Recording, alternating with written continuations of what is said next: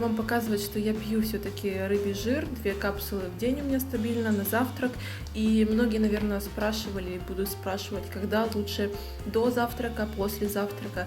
Я принимаю витамины, вообще любые витамины, лучше всего принимать вместе с завтраком. Допустим, вы едите кашку свою и в перерывах взяли, запили капсулу или 2, сколько у вас там по приемам, водичкой обычной, и продолжаете кушать свой завтрак. То есть, чтобы оно вместе с едой вашей смешались, все эти витаминки или жиры, что у вас есть, и так лучше как-то усвоиться вашим организмом все полезные вещества. Да, еще одно. Целлюлит. Целлюлит сказал мне привет после Таиланда, и вообще целлюлит как таковой, он может быть абсолютно у всех, у парней, у женщин, в любой стадии. У меня он был всегда, и у всех он есть всегда. Главное, это стадия. Первая стадия — это когда вы его не видите вооруженным взглядом, ни при каком освещении. Это, конечно, классно, у меня такое было дело. Но сейчас у меня стадия такая, что я его могу немножко увидеть в любом освещении, конечно, в каких-то определенных участках, но все же он есть. Я молчу о том, что происходит, когда я сжимаю кожу.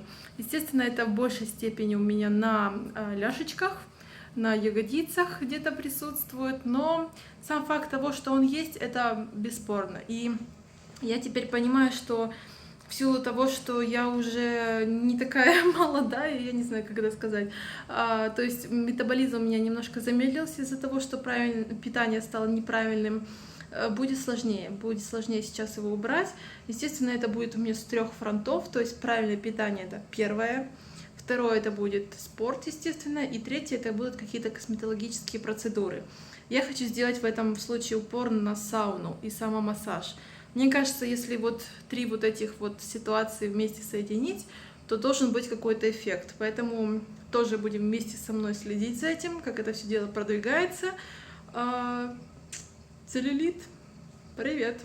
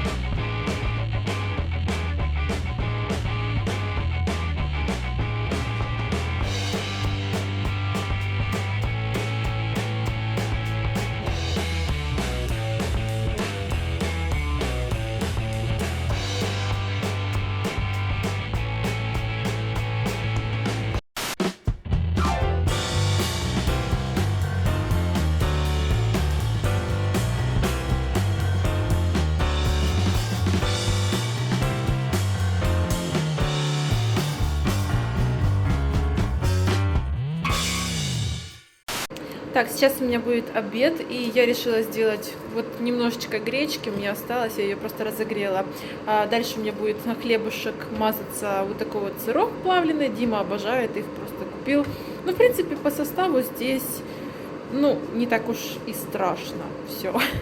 Хлеб, кстати, у меня такой ржаной, и еще сверху у меня будет рыбка, форель слабосоленая. Я думаю, будет очень вкусненько.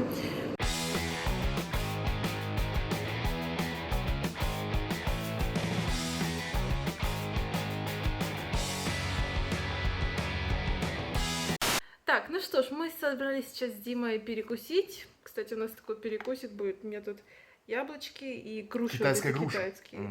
Я не знаю, мне показалось первое время, что они мне нравятся, а потом я как-то внюхиваюсь с них, и такой запах, как будто они какие-то химозные. Не химозные, они как бы медовые, какие-то, специфические. Как будто отбеливателем для стирки их облили, не знаю. Что китайцы выращивают. Не знаю.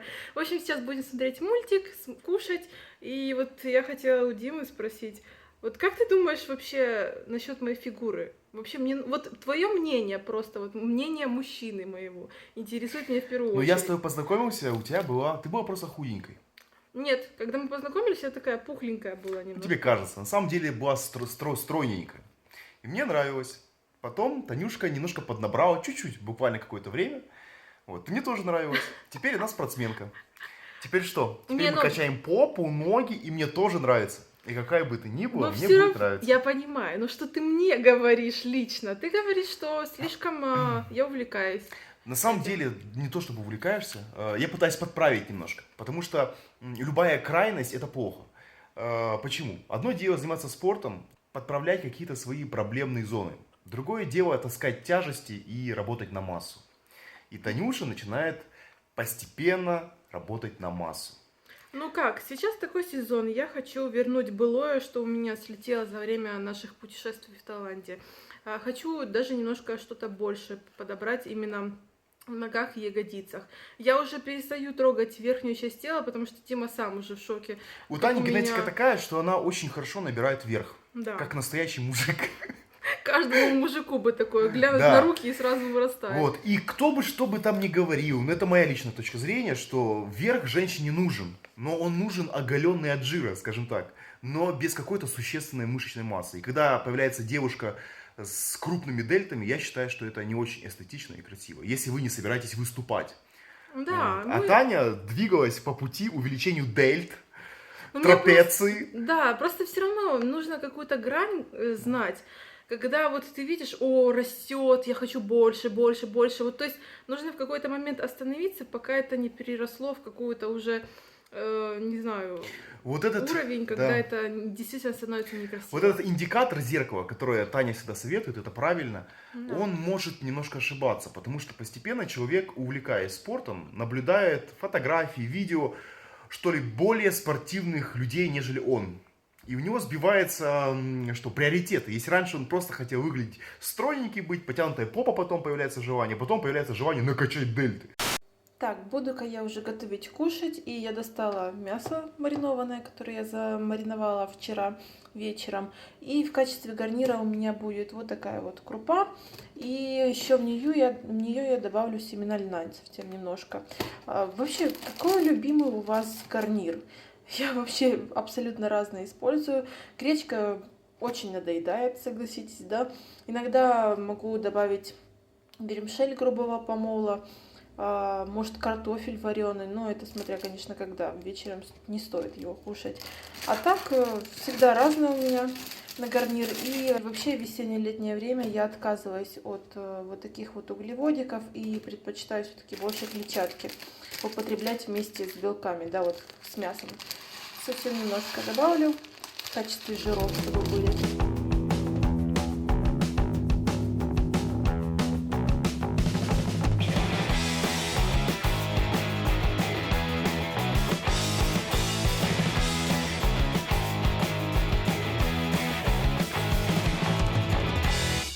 Кстати, там многие за тебя спрашивали, говорили, о, типа, Дима, давай тоже трансформироваться. В какую сторону? Я постоянно трансформируюсь.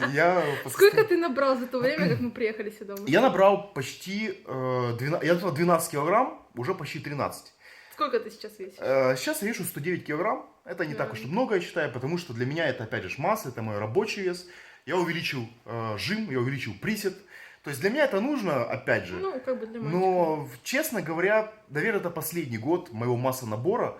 Я, что ли, заметил по себе, мне сложно жить с массой какой-то определенной. Тем более, ну, если вы видите, как мы питаемся, и вообще знаете, о чем мы ведем здесь речь, естественно, мы питаемся только правильно, без всякой фармакологии. То есть, ну, это очень смешно. Как бы сложно, набирая вес, сложно остановиться. Да. Вот. А если ты даже остановился, тебе нужно время, чтобы понизить эту жировую массу, правильно? Да. И это, вы знаете, иногда это сложнее, чем сесть на массу, чем увеличить жировую массу. Опять же. Да. В общем, для меня это не очень хорошо, мне это не очень нравится, но мы же, опять же, силовые выросли, я набрал какую-то часть мышечной массы, опять же, какая-то часть той мышечной массы, что я набрал, я потеряю при сушке, это нормально, но я не особо, я не считаю, что для меня нужно, скажем так, так серьезно увлекаться, что набором. Да. У меня и так более-менее Поэтому нормально. я тоже согласна с Димой в плане того, что это последний год, вот сезон какого-то набора, массы и так далее. На самом деле, если мы тренируемся ради себя, ради здоровья, это полнейшая ерунда, вот эти сезоны набора и слива. Тем То более есть, для девушки. Тем более для девушки. Поэтому Ребята, я... не ориентируйтесь на фотографии профессиональных спортсменов. Да, Ребята, это ребята, они не занимаются так, как вы. Они не питаются так, как вы. Они не питаются правильно. Они употребляют гораздо больше, чем просто спортивное питание. У них гораздо большие проблемы. Они, возможно, болеют больше и страдают впоследствии от этого намного больше, нежели те фитоняшки, которые просто ходят качать поп. В общем, это очень глобальная тема, Да. и нас понесло вообще не туда. Поэтому, ребят, я, наверное, буду заканчивать наше 7-е видео в моем дневнике правильного питания. Я очень буду стараться такие дневники выпускать как можно чаще. Буду стараться выпускать их в последнюю неделю месяца, поэтому следующий месяц, февраль, ждите новый дневник. И тоже поддерживайте Диму Да, с и не его разжиревайте. трансформацией. Жиротрансформацией. Не, я попущусь где-то до 98-99 килограмм. Это моя цель. Я думаю, к апрелю, к началу мая я успею. Да, так что если вам интересно Димины и вообще изменения, ставьте лайк, и мы будем что-то рассказывать вместе вам. Все, ребятки, большое спасибо вам за внимание, что вы смотрите эти влоги. Всем удачи и пока-пока. Пока.